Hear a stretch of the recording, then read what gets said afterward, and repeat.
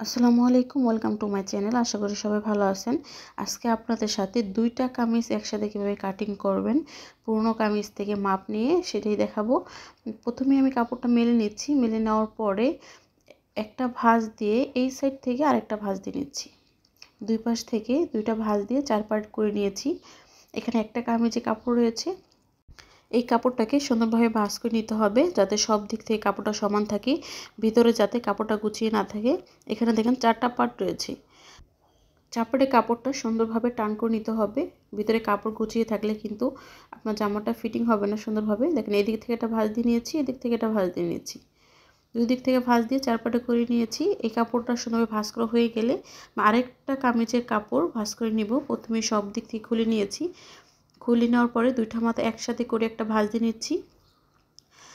এরপরে এই সাইড থেকে আরেকটা ভাঁজ দিয়ে 4 পাটে করে নিচ্ছি। একই নিয়মে নিচের কাপড়টার উপরে এই কাপড়টা সমান করে রাখতে হবে। দেখেন এই সাইডে খোলা সাইড রয়েছে, এই সাইডে ভাঁজ সাইড রয়েছে, উপরে খোলা সাইড, নিচের সাইডটাও ভাঁজ সাইড রয়েছে। একই নিয়মে দুইটা কামিজের কাপড় আমি এক সমান করে ভাঁজ করে নিয়েছি, একটার উপর আরেকটা। এরপর হচ্ছে উপরে কাপড়টা সমান করার জন্য একটা দাগ দিয়ে নিচ্ছি। সমান করার জন্য একটা দাগ দিয়ে নেওয়ার পরে সেই দাগ থেকে 1/2 ইঞ্চি নিচে আমি আরেকটা দাগ দিয়ে নিচ্ছি। জামার মাপটা নেওয়ার আগে আমি পুরনো কামিজ থেকে মাপটা নিয়ে নিচ্ছি। দেখেন এই পুটের এখান থেকে ধরে নিচ পর্যন্ত এখানে লম্বার মাপটা নিতে হবে। লম্বা যত হয় তার থেকে সেলাই কাপড় বাড়িয়ে নিতে হবে। এখান থেকে এভাবে লম্বার মাপটা নিতে হবে।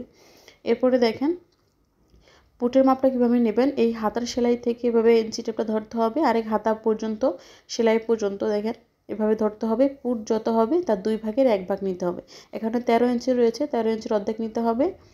এরপরে বডির মাপটা নিতে হবে। বডির মাপটা এভাবে করে টেনে ধরে নিতে হবে। দেখেন এই যে এখানে বডি যত হয় তার 4 ভাগের 1 ভাগ নিতে হবে। এরপরে হিপের মাপটা দেখাচ্ছি। দেখেন এখানে ফাড়ার এখান থেকে হিপের মাপটা নিতে হবে। হিপের মাপ যত হবে তার 4 ভাগের 1 ভাগ নিতে হবে। এরপরে হিপের মাপ এবং বডির মাপের মাঝখান থেকে পেটের মাপটা নিতে হবে। পেটের মাপও সেম, যা হবে তার 4 ভাগের 1 ভাগ নিতে হবে। পুটের এখান থেকে ধরে ফাড়ার মাপটা নিতে হবে। এখানে 20 ইঞ্চির নিচে ফাড়াটা রয়েছে। এরপরে নিচে ঘেরে মাপটা দেখে নিচ্ছি। এখান থেকে ধরে দেখেন ঘেরে মাপটা নিতে হবে। ঘেরের মাপ যত হবে তার 2 ভাগের 1 ভাগ নিতে হবে। দেখেন পুট সেলাইয়ের জন্য আমি 1/2 ইঞ্চি কাপড় নিয়ে দাগ দিয়ে নিচ্ছি। এই দাগ থেকে আপনাকে লম্বার মাপটা নিতে হবে।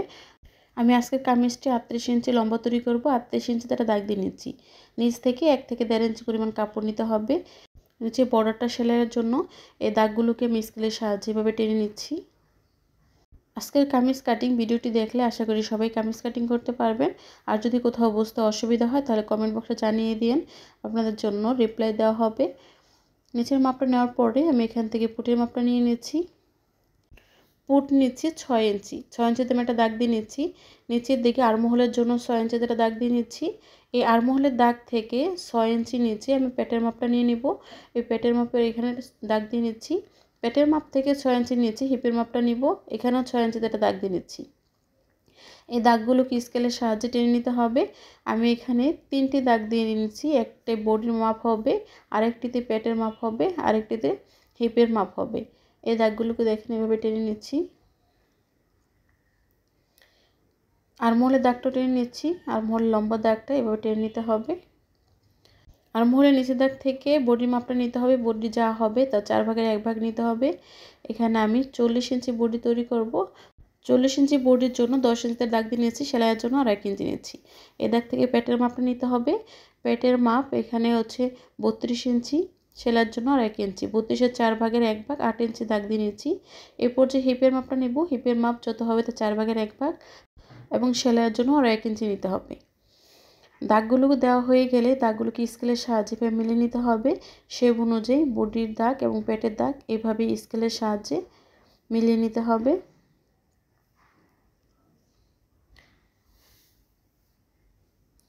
এরপরে পেটের দাগ থেকে হিপের মাপ পর্যন্ত দাগটাকে এভাবে মিলিয়ে নিতে হবে।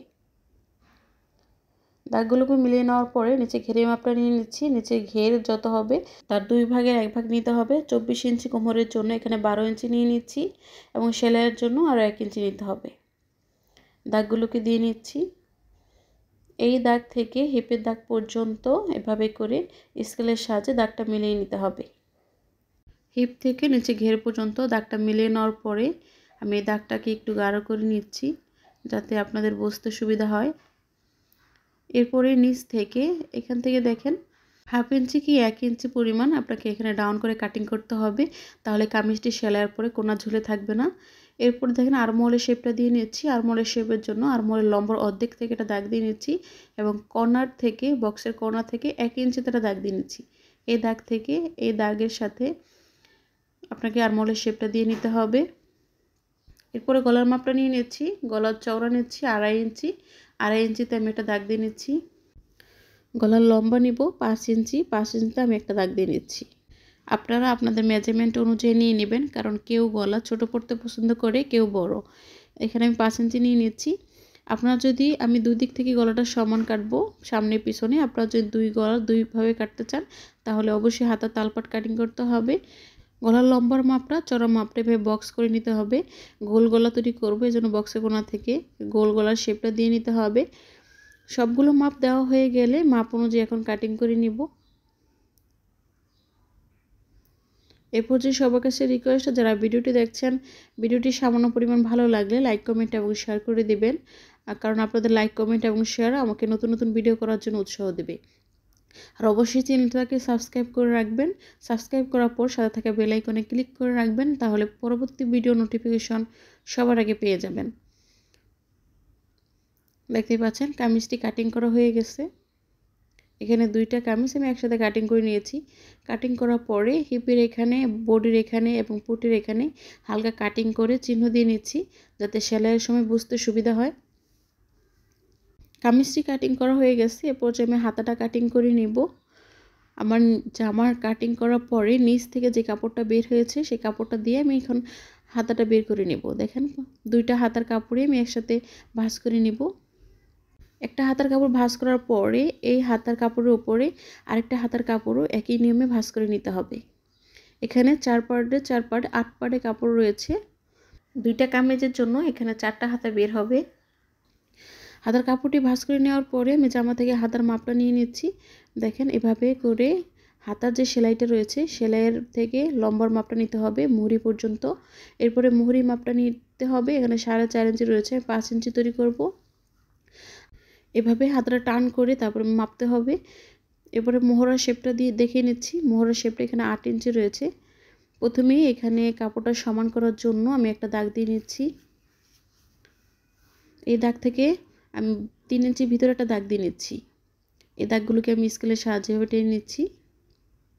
আমি হাতার লম্বাটা দেখিয়ে দিচ্ছি। এখানে 16 ইঞ্চি রয়েছে। আমি পুরো কাপড়টাই নিয়ে নিব। 1 ইঞ্চি হবে সেলাইয়ের জন্য। এরপরে মুহুরি, দেখেন মুহুরি মাপটা নিয়ে নিয়েছি। মুহুরি হচ্ছে 5 ইঞ্চি, সেলাইয়ের জন্য আরও 1 ইঞ্চি। এরপর যে আমি আরমোলের শেপটা দিয়ে নেব। আরমোলের শেপ দেওয়ার আগে আমি জামা থেকে 8 ইঞ্চি এটা মাপ নিয়ে নিয়েছিলাম। 8 ইঞ্চিটা দাগ দিয়ে নিব। সেলাইয়ের জন্য 1 ইঞ্চি নিব। এই মাপেই আরমোলের শেপটা দিয়ে নিতে হবে। আরমোলের শেপ থেকে মুহুরি পর্যন্ত এভাবে দাগটা মিলিয়ে নিতে হবে। দাগগুলো দেওয়া হয়ে গেলে দাগ অনুযায়ী এখন কাটিং করে নিচ্ছি। এখানে দুইটা জামার জন্য 4টা হাতা বের হবে।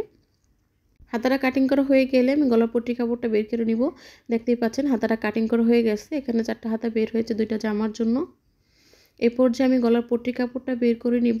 পট্টির কাপড়টা বের করার জন্য হাতার সাইড থেকে যে কাপড়টা বের হয়েছে হাতা কাটিং করার পরে সেই কাপড়টা নিয়ে নিয়েছি। 2 পার্ট সরিয়ে রেখে আর 2 পার্ট এভাবে ভাঁজ করে 4 পার্ট করে নিতে হবে। এই কাপড়ের উপরে গলার সাইড থেকে যে কাপড়টা বের হয়েছে এই কাপড়টা রাখতে হবে। এরপরে এই গলার কাপড়ের সাইড দিয়ে কাটিং করে নিতে হবে। উপর থেকে কাটিং করে নিচ্ছি। দেখতে পাচ্ছেন 1 ইঞ্চি চওড়া করে পট্টি কাপড়টা বের করে নিতে হবে। গলার কাপড়টা কাটিং করা হয়ে গেলে আমার পুরো কামিজটি কাটিং করা হয়ে যাবে। আর আগামী ভিডিওতে আপনাদের জন্য অবশ্যই নতুন কিছু থাকবে। সে পর্যন্ত ভালো থাকবেন, সুস্থ থাকবেন। আল্লাহ হাফেজ। আর চ্যানেলটিকে অবশ্যই সাবস্ক্রাইব করে রাখবেন।